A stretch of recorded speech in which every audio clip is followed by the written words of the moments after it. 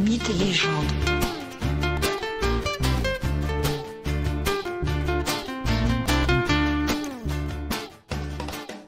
Bonjour à tous et bienvenue dans un nouvel épisode de Mythes et légendes. Héraclès a déjà tué le lion de Némée et l'hydre de Lerne.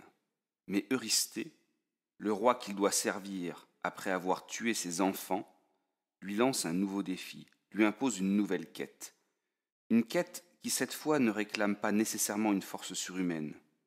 Une quête qui demande de l'endurance, de l'intelligence, de l'adresse. Il s'agit de capturer la biche de Cérine et de la rapporter à Mycène. Eurysthée dispose de plusieurs forteresses. Tirynthe ou Mycène sont ses principales places fortes. L'objectif de cette nouvelle quête est une nouvelle fois d'humilier le héros. Il est fort et puissant, mais sera-t-il adroit et endurant ?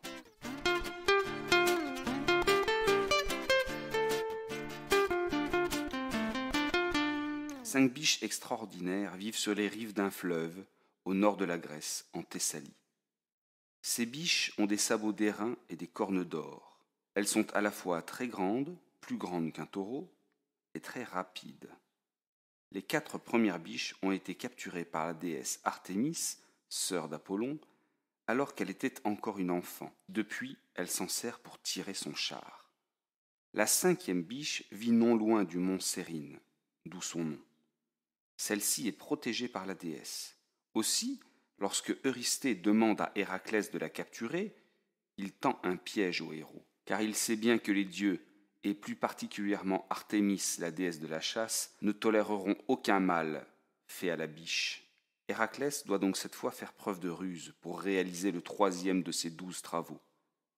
Il décide donc de la pourchasser longuement, pour la fatiguer, pour l'épuiser. Ainsi, Héraclès court derrière elle pendant une année entière, et la course conduit le héros et la biche jusqu'au pays des Hyperboréens, dans le Grand Nord. Mais la biche finit par s'épuiser. Aussi, elle décide d'aller se réfugier sur les rives du fleuve Ladon. La fatigue d'une part, l'eau fraîche de l'autre, font que la biche est distraite. Elle ne voit Héraclès bander son arc et lui décocher une flèche juste entre le talon et l'os d'une patte, empêchant ainsi sa fuite, tout en évitant que la moindre goutte de sang ne coule. Héraclès, avec une cordelette, lie les pattes avant de la biche, puis la prend sur son dos pour la porter jusqu'à Eurysthée, qui l'attend dans la citadelle de Mycène.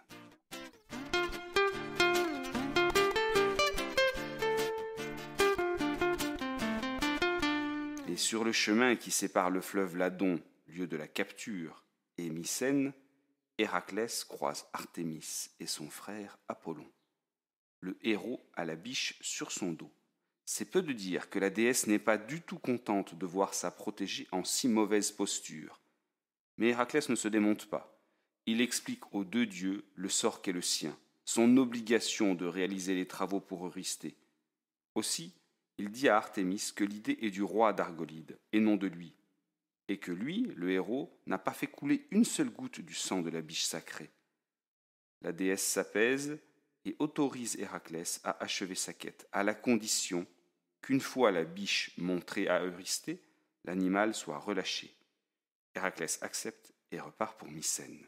Une fois arrivé dans la cité construite sur la haute colline dominant l'Argolide, Mycène, Héraclès présente la biche aux cornes d'or à Eurysthée. Celui-ci, toujours craintif et redoutant la colère et la force d'Héraclès, reste caché dans sa grande jarre. Mais la vue de l'animal l'émerveille. Il décide donc de récupérer la biche pour la garder dans ses jardins. Cependant, Héraclès se souvient de la promesse qu'il a faite à Artémis. La biche doit être relâchée. Héraclès fait donc mine de donner la biche à Eurysthée, mais il la lâche juste avant que celui-ci ne la saisisse. La biche s'échappe ainsi en quelques sauts rapides.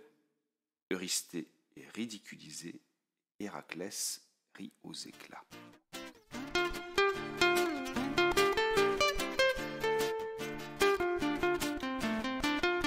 Une autre version du mythe donne à la biche une autre origine, une toute autre origine.